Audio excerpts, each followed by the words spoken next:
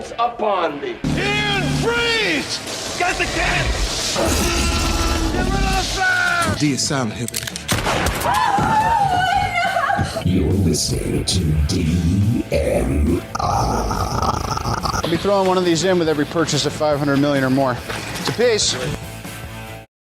Welcome back to DMR, Dewey's Movie Reviews. Thank you for tuning in as always. So today, I've got a very special treat for you. So have a bit of a think about it. Do these movie brands sound familiar to you? Avatar, Jurassic World, The Hunger Games, Marvel, Harry Potter, just to name a few. So the interview today is with Zoe Tan from Neon Global, a company that have been around since the 1950s, and they specialize primarily in movie exhibitions right around the world, and they've had well over 9 million visitors worldwide. Truly amazing stuff. So enjoy this interview with Zoe Tan. It goes for approximately 35 minutes, and it's a very good insight into this amazing company. Enjoy. Cheers. Welcome back to DMR. Thank you for tuning back in. Much obliged as always. So today we've got a very special guest on the program, a lady named Zoe Tan from a company called Neon Global. So welcome, Zoe, to DMR. Thank you for inviting me. Nice to meet you as well. That's okay. So you're coming in live from Las Vegas, is that right? Yeah, I'm actually based out of Las Vegas. I moved here in 2016. It's been quite a journey out here. Wow. And where were you before that? I was in Singapore, so my life story is a little bit more interesting. I've lived in quite a few different countries around the world. I grew up in Shanghai, and then I went to college in London and went back to Singapore. And I'm now out here in Las Vegas. It's been quite a journey. There you go. So I went to Las Vegas with my wife, Jess, in 2013. So we were there for 3 nights. So what's it like to live there in Las Vegas? Or do you live close to the strip? Like, how does it work with you?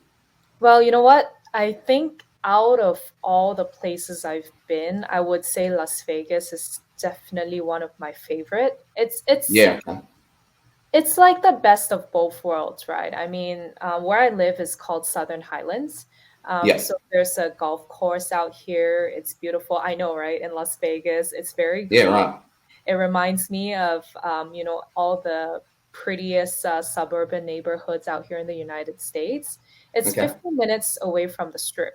So, if I want to go out and have a good night out, it's 15 minutes away. No traffic in Vegas so far. Recently, it's been a little bit chaotic because of all the different builds out here for F1 and all that exciting stuff. Yeah. But it's been wonderful. Okay, that's awesome. Yeah, when we went there, I had a really good time. Like, you can either go there with your friends, your mates, or I went there with my partner, Jess, and yeah, it was a really good time. Really good time. The only thing that we had out of there was the worst connecting flights ever. It was 1:30 a.m. to Hawaii. It was ridiculous. I don't know what the hell our travel agents did at the time, but getting on a plane at 1:30 was just chaotic. But I really enjoyed Old Vegas. I thought that was very, very cool to go back and see the old strip, how it was. So, yeah, really enjoyed that. That's cool that you live there. So, before we get into Neon Global, what's your top 5 films or even top 3 films off the top of your head? Well, a lot of people ask me this question, and selfishly, I'm a super fan of Harry Potter. Are you? There you go. Yeah, I am a super fan. A lot of my colleagues and coworkers, they all know that. So if I can have my way, it will be like a top 8 instead of a top 3 or top 5, because I can't judge which one is my favorite. No, keep going. Yeah, no, I remember when I bought the books. I actually have the original copies of the books as well for the Harry Potter franchise. And they're all a little bit tatted up right now, but yeah, I mean that's gotta be my favorite one. Yeah, they're very cool movies. I'm not going to say that they're anywhere near my favorite, but yeah, they're very cool. I remember when they first came out. I think it was like 2001 when they came out. The first movie came out, but yeah, it has been. And then the last few movies got very, very dark. Like for a kid's book or like a teenager's book, it was very dark and pretty disturbing in parts. So, but they're very cool. They're very cool movies. So that's great. So tell me about Neon Global. So what's its main purpose? You tell me. Well, we are an immersive entertainment company. Yeah. We started our business all the way in 1956, so we've been around Oh, for really? a minute. Yes, it's been around Wow. for a minute. Okay. The traditional business of our company is really, we do a lot of events, Yeah. and we do a lot of build work. So, the F1 night race, we were the partner for them in Singapore for the past 15 years. We built a lot of the theme parks, Yeah. mainly in Southeast Asia. So we had a parcel of the Mummies, Jurassic World out of Universal Studios in Singapore. So that's really our traditional business. Um, we also have a company that that Neon Global acquired, and that is really where my background comes from. Okay. Um, it's the attractions and exhibitions business that we have, Mm. and that is Yeah. really now our key focus in terms of expansion and growth. So we Yeah. really want to pioneer this industry in terms of technology and really Mm. stand ourselves apart from all the other so-called exhibitions out there in the market. Right now a lot of exhibitions, they call themselves immersive Mm. attractions. But we look at immersive experiences in a very different light.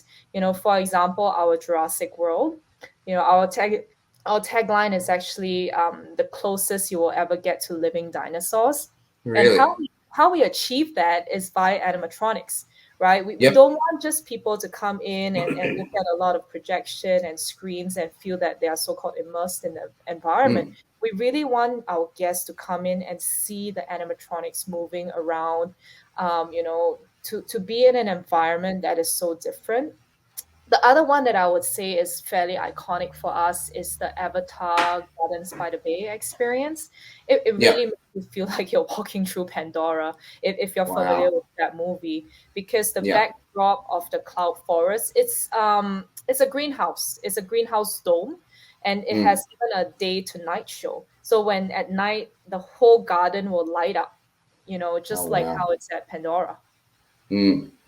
I remember when I saw Avatar for the first time in 2009, and it was in 3D. But the movie theater that I went to, and I'm pretty sure I'm remembering this correctly, they lit up incense in the film. So it smelt like the forest when you're going through all the scenes. Like, it was just incredible, like amazing. So my background obviously is love of film. So with your exhibits, they really up my alley in terms of like Avatar and Jurassic Park / World. Like, I remember when I was 9 years old and I saw Jurassic Park, with my dad, in 1994, and that absolutely just blew me away. And for you to say that you've got animatronics in your exhibits, that's really exciting, because a lot of the Jurassic Park films, yes, they had CGI in them, but especially the first ones, a lot of them had animatronics. So I can only imagine how that would be in those exhibits when you're walking through them. Yeah, and for us, it was very specific when it came to this avatar experience. In fact, our creative team fought pretty hard to get us Mm. this opportunity because, one look at Gardens by the Bay, I'm not sure how familiar you are with Singapore, but Crazy Rich Asians, one No, of I the haven't seen that movie yet. that's Gardens by the Bay. So all Okay. those like funky purple plant look alike where they have Yeah. the wedding party. That is Hmm. Gardens by the Bay, and that's the backdrop. So what we did is we created this experience specifically for Gardens by the Bay. So that installation is only there, and Mm. all of the artifacts that we put in and all of the interactives are installed and built specifically for that backdrop. So you really feel like you're walking through Pandora. Yeah. Wow. It's a crazy situation. I'd love to see. Is that coming here to Australia, that one, or is it just Jurassic World that's coming up? Right now, Jurassic World is the one that we're bringing over. Yeah. Um, Avatar, we are still sourcing venues. So if there's any recommendations for us, we'd love to bring that to more cities around the world. Yeah, yeah. I think it's interesting at the moment because, like, with Jurassic World, they've done 6 films. So I think at this point in time, what they really need to do is basically convert that into a series if they want to keep going. Because I feel that the last couple of movies were a bit flat in terms of the story. However, I think if you're doing stuff like this, having that complete immersive environment, it's going to really bring people to that because, if you can see, touch, and feel almost like some of the items in your exhibits, it's going to be amazing. I know a lot of people down here in Australia love Jurassic Park / World. So yeah, I think that's going to be really cool when it comes here. When is it coming here? Do you know? What We're date? targeting probably end of 2024 for the launch. Okay. And you're right, that's actually one of the most popular highlights for us when it comes to Jurassic World is that touch and feel element. So we have Yeah. baby dinosaurs as well. Oh, really? And so, you will see all the little kids lining up so that they can pet the little baby dinosaurs. Oh, wow. Yeah, it's Yeah, all built in house. Yeah, my little boy will love that because he's 2.5, but like we've got him. He can say like he's quite intelligent. He can say all the dinosaurs like proper names, so he's right into that stuff. So I can only imagine what they'll way be like. Better than all of us, I guess. Yeah, he's pretty switched on. I don't mean to blow his trumpet, but yeah, he's pretty good. So just moving on. So with Neon Global's vision, what's the vision for you guys? What's your mission, I suppose? Well, we just want to really revolutionize this industry, right? Like I said, there's so many exhibitions, attractions out there in the market, but we really want to stand ourselves apart, by utilizing these blockbuster movies, by coming up with, ways to utilize our franchises to really tell the story that is, that people can remember what they saw on screen and bring it to them in real life. Yeah. Okay, cool. And just off the top of your head, like, is it only a handful of competitors that do similar stuff to you, or how many competitors would you guys have? Because it seems like a very niche market where I don't know. I don't specialize in this, but I don't think there'd be too many other companies that would do this type of stuff, would there be? Or could be wrong. It is a very niche market, and there's definitely just a handful of people that are able to do exhibitions. Yeah. But for us, how we really truly stand apart is really the top few franchises around the world. We have the licenses for it, Avengers, Avatar, Jurassic World, Transformers, Hunger Games, and even the new shows that we're building right now, Harry Potter. That's actually something I'm there you super excited about. Finally, we can get going with Harry Potter. We also have these comics. And there's a second part of our exhibitions business, which is really into all the historical artifacts. So one of our exhibits is called Ramses. So really it's, we have the original casket of the Ramses the Great that we pulled out from Egypt. The endurance alone on that is pretty hefty. Wow. So we have all of those, dug up artifacts from Egypt that we licensed from the Egyptian government to tour around the world. Yeah, it's sitting amazing. in Paris right now. Yeah. That's amazing. So I think I had a look on your website and it said that at the time, I think you guys are close to 9 million visitors worldwide. Is that right? Or it could be over that now? Actually, probably a lot more by now already, Okay. I think Avatar Gardens, we're probably going to put through about 1.5 million people since October that we opened last year. Just one exhibit alone, yeah. That's amazing. That's amazing. I know. So next question. So I think you might have already covered this, but you said you Neon Global's been around since the 50s, yeah? Is that correct? Yeah. Yeah. What was its first attraction? Do you know? Well, when we first opened the company, it was a neon light company. It wasn't in this business. It was more in the traditional events business. Yeah. Our first exhibition, the one that we did, was Avengers Station. It was all the way back, I think 2013, 2014 in New York City, I recall. We were sitting in New York Times Square, right smack in the heart of the world. Mm.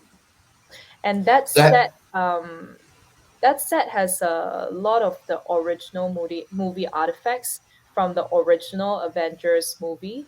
yeah. And all those artifacts are actually sitting in Las Vegas right now.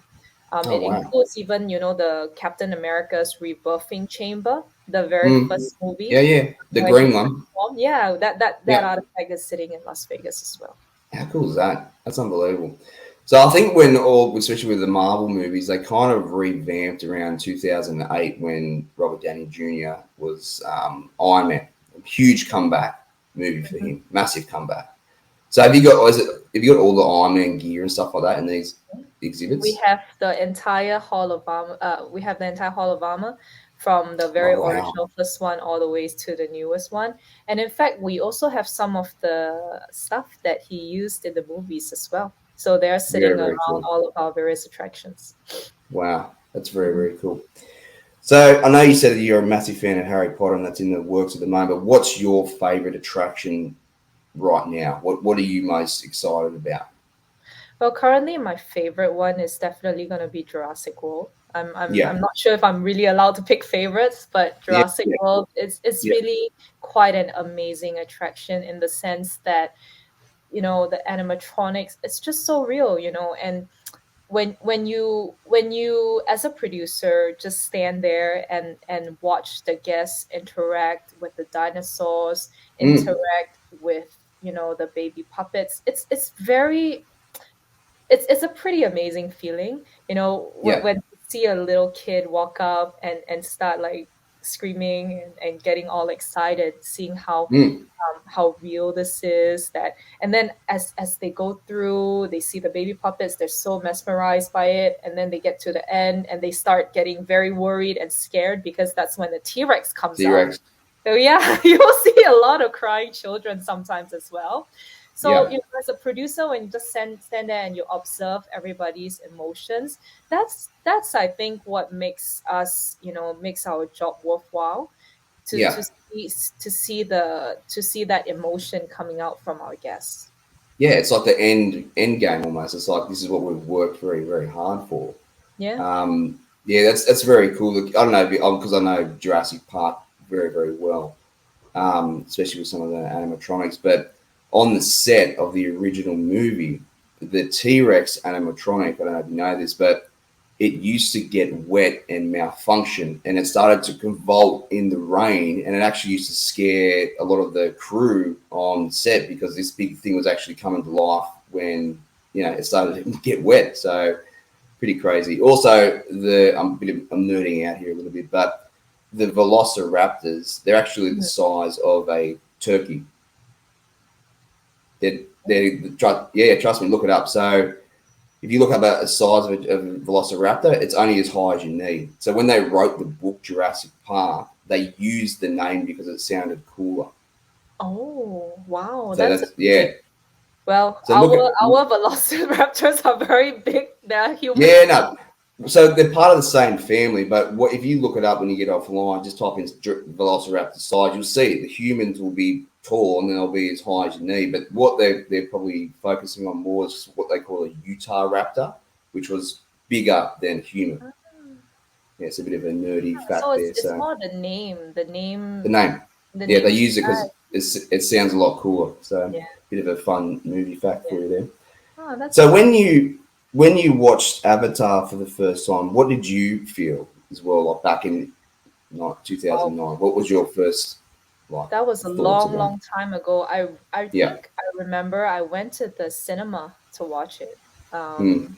And I think I went to the cinema because it was a 3D movie. Because I Yeah. think back then 3D movies were not quite a thing yet. Mm. Um, and yeah, I just remember that, my gosh, this is a 3D movie. It's so exciting. You want to go and see it. There's so, Yeah. so much hype around it, and it's Mm. James Cameron's next big blockbuster. Okay, everybody Mm. is going in. And then when I went in and I sat through the movie, I was like, my gosh, this is very realistic, because Mm. the way through the glasses, the CGI, and all of the work were just very fantastic for back then, right? In comparison Yeah. to other films. And then I was Mm. like, you know what? my gosh, it will be a very cool thing to visit Pandora one day. I'm very imaginative in the sense that, when I read the books, when I watch movies, I always imagine at one point myself being in the film or in the movie, in the book. And then, Yeah. you know what? Now I think my dream came true, I suppose, with Yeah. Untitled. Yeah, exactly. Exactly. You're kind of living it like in a certain way. So yeah, 100%.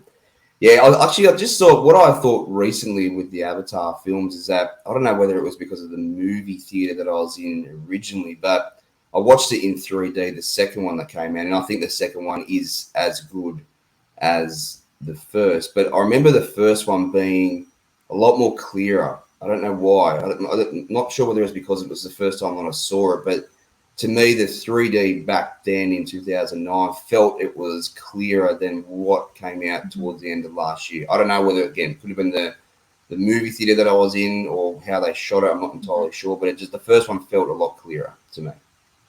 For me, the second movie, I didn't see it in a standard 3D theater. So in Vegas, Oh, okay.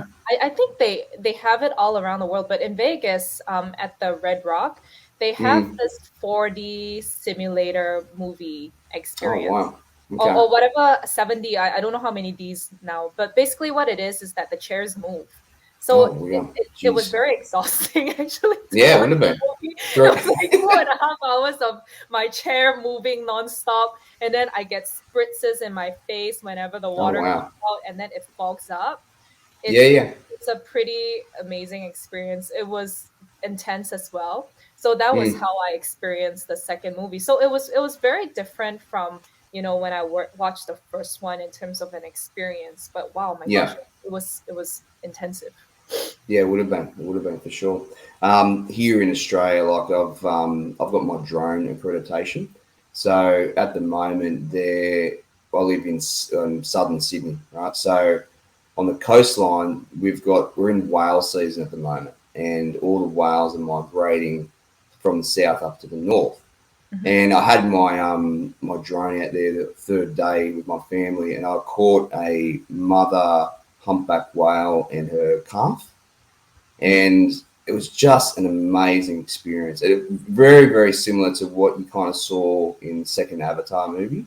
And it's not easy at all getting that footage. You've got to basically make sure the winds are low enough because the drone will get smashed around. You got to watch for birds. You got to actually find these whales that blend in with the water, so the sunlight has to be correct. So all this goes into it. So it's kind of like that, almost like a directing type thing with this drone. But yeah, it was it reminded me very much of Avatar, seeing especially a mother and a humpback, with a calf. So it was just a really cool experience. So I Wow. can only imagine what the people of working with James Cameron would be like when they're shooting all these amazing Oh scenes. It would yeah. have been just crazy. Yeah, So I'm sure, and he's known to be so meticulous with his shooting and his work. So I'm sure mm, the detail and the amount of effort put behind. I mean, I'm excited for the next few movies to come out for sure. yeah, and it's good that we don't have to wait 13 years for the next one. I think the next one's going to involve the fire Navi. I think it is. It's going to be surrounded by volcanoes and stuff like that. So I've heard. I think I saw Mhm. an article. He was talking about it recently, so that'll be pretty cool to see. Mhm. So next question. So how do you guys advertise? Like, what's the best way for you guys to advertise your attractions? Well, we are all over social media right now, Yeah. and that's definitely one of our key strategies when it Mm, comes to advertising. We also, yeah. based on every single market, it's a little bit different when it comes to the out of home tactics. In Mm, Vegas specifically, because that's where I'm at right now, it's a very unique market when it comes to advertising. You mm. kind of have to stand apart from all the noise around town. I mean, there's so much competition out here. Oh yeah. So we, Good we bet. spend a lot of our marketing budget when it comes to the out of home. So we even have those amazing mobile billboard trucks Oh that yeah. Yep. up and down the street. So the strip. So what we do is we create this truck, and it's pretty decked out. There's even like a nice screen on it, all the cutouts of all the characters. Yeah, it's so we do take a lot more effort when it comes to Vegas on the out of home. Yeah. Yeah. And lastly, we work with a lot of ticket brokers and affiliates from all around the world, Groupon, EBG, so on and so forth, to help us drive sales as well. Okay, very cool. So, how would you don't need to disclose this, in full, but how does Neon Global get in front of brands like Marvel and pitch to them about how to what you guys can do for them in terms of their branding and the exhibits and whatnot? How do you get in front of those people? Well, the very first one was Avengers, and I would Yeah. say that was probably the most difficult one, Okay. because we didn't really have that portfolio to start. Yeah.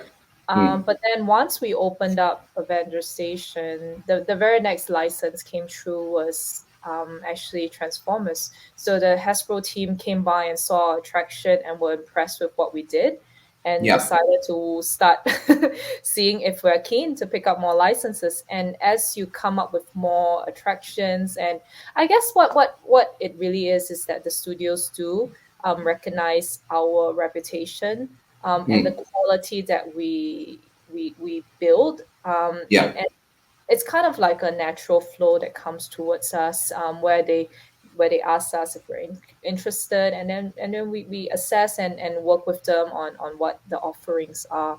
So Yeah. so far it's really been more of that process, Mm. than anything else. Yeah, okay, cool. Very, very good.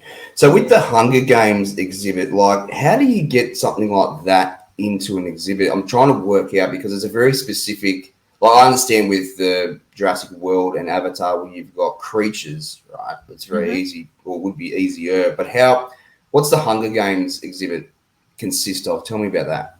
So the Hunger Games experience is, I mean, think about Hunger Games, right? The first thing you think Yeah. about is Katniss Everdeen with that archery, right? Yeah.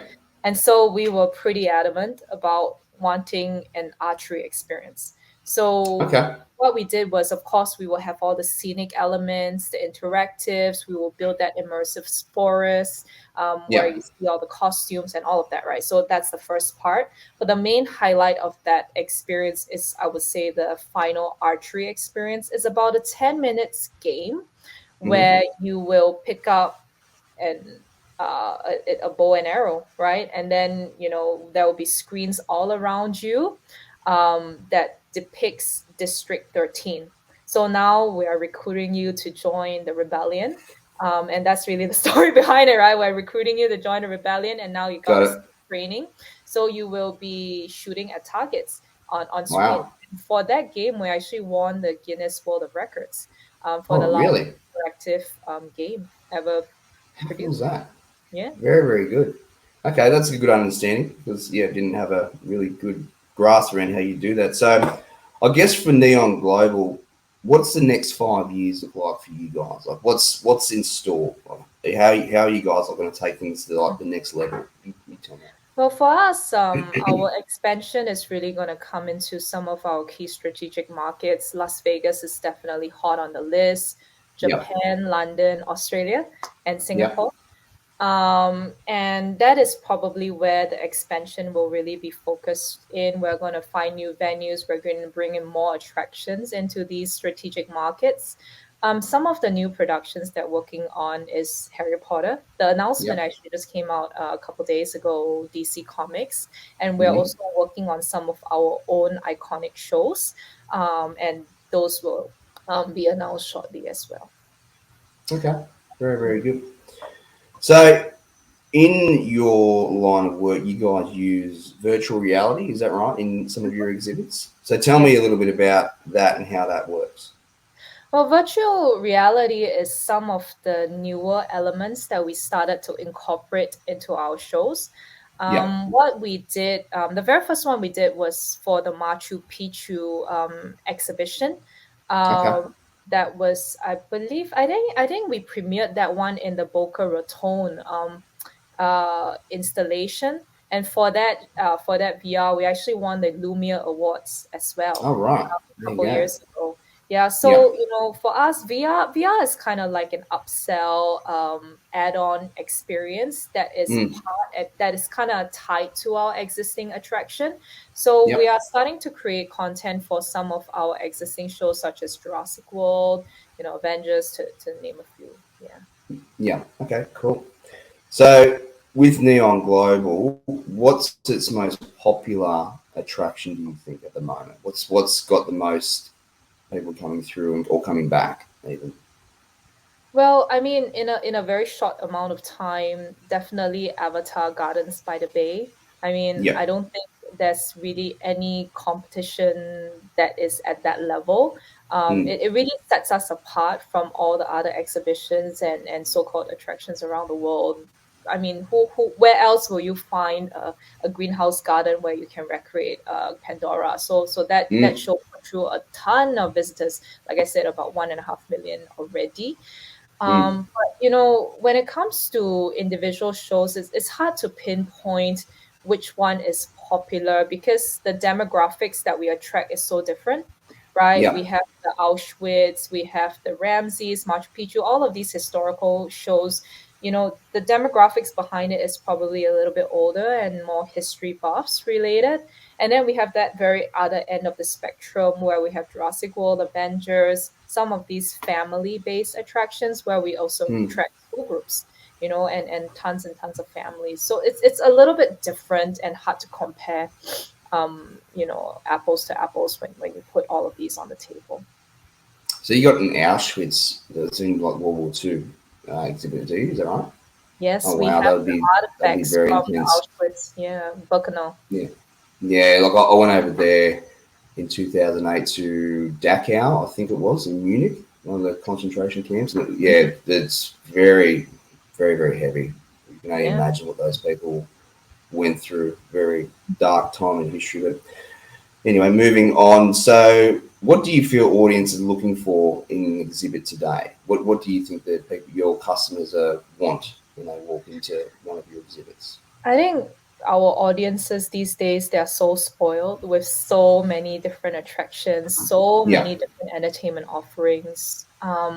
What we think is that they are looking for something that they don't even quite know that they're looking for, right? Mm. For example, nobody would have ever guessed that we could make dinosaurs into animatronics and become real, right? So, Mm. so I think that's really the direction we're going down. That we're trying to give the audience something that they have not even thought of that they're looking for. Mm. Uh, the other thing that I feel that the audiences these days, I guess, really have an emotional attachment towards some of these entertainment offerings. People get bored so easily these days, right?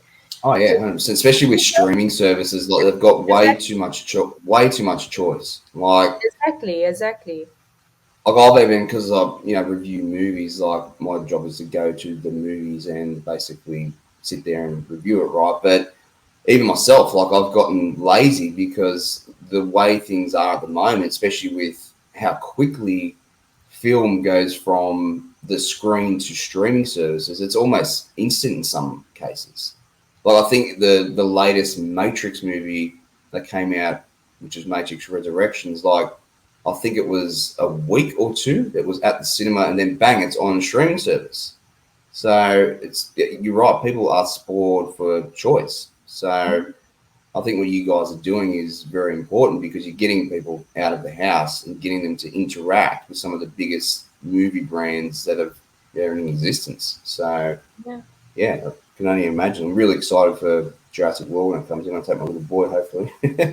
So last question before we wrap it up. So what activities does Neon Global partake in relation to like charity and community work? Like what do you guys do from that? Other than obviously create these environments, but what do you do outside of that? Do you do anything like that? Yeah, we do. So we've based a lot of our and focused a lot of our community service when it comes to education and growth, and providing opportunities for the next generation of talents. Last year, I think we sponsored an art competition out here in Las Vegas for the Clark County School District. Okay. So what happened was we had kids come up with a themed Hunger Games themed art Hmm. item to celebrate the 10th anniversary of the franchise. Yeah. We also have a corporate scholarship program whereby we award and sponsor children within the technical and creative industry so that they can further pursue their dreams. We also work very closely with Make-A-Wish by fulfilling needy children with their wishes. Yeah. Oh, that's very good. Very good. Very good stuff. All right, Zoe. Well, thank you for coming on to the program for DMR. It's been a real pleasure having you on and giving us a bit of an insight about Neon Global and where it's headed. And no doubt I'll be going to it when it comes here in Sydney. Looking forward to that. So thank you very much, Zoe. Really appreciate it. I appreciate it. Thank you so much for your time. All good. All the best for the future. Thank you. All right. Bye-bye. Bye-bye.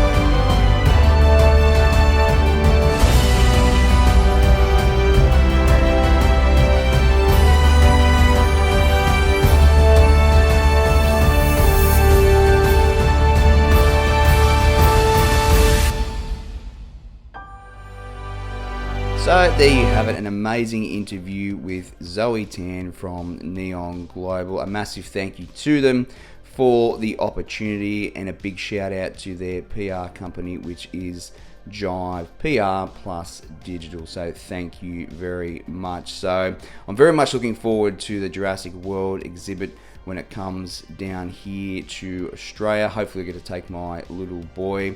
So again, as always, thank you for tuning into DMR, and I want to discuss our main partner's fine suits before we go, which is MJ Bale. And as always, ladies on the Menji. So here we have the Santo jacket and trousers, part of MJ Bale Classics. The Santo jacket is created from superfine merino wool grown in the New England region of New South Wales. It is woven in Italy into a Super 120s twill with a window pane check in light flannel finish. Cut to their slim fit, it features a half canvas construction and is fully lined. Have a look at that sharp suit. Very cool color, navy with that check there. It will be an awesome addition to your MJ Bale collection. And if you jump online now, you will receive 30% off at the checkout. Cheers. So there you have it, an amazing interview with Zoe Tan from Neon Global. They're doing some amazing stuff worldwide. Thank you for tuning in to DMR as always.